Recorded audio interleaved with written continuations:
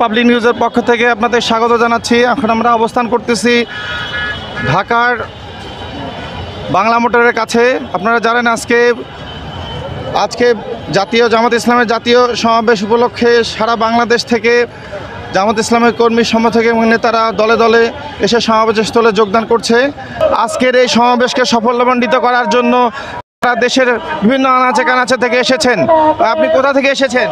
রাজশাহী থেকে এসেছেন। ঠিক আছে, আপনারা কোথা থেকে এসেছেন? পাবনা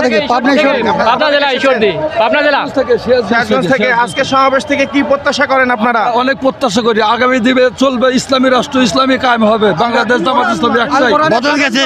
আপনি কোথা থেকে এসেছেন? জি, কোথা থেকে এসেছেন? বদল গেছে নওগাঁ জেলা। আচ্ছা, আপনার আসতে কষ্ট হয়নি? না, কোনো কষ্ট কিসে এসেছেন?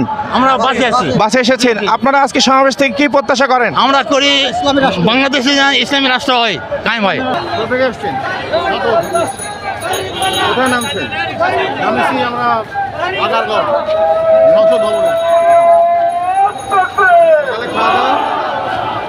আমাদের খাবার নিয়ে আসতে গেছে, নিয়ে এসে খাওয়া দাওয়া কীভাবে আপনারা? আমাদের খাওয়া দাওয়া যা মনে হয় তাই হবেই। আমি এসেছি উত্তরা থেকে।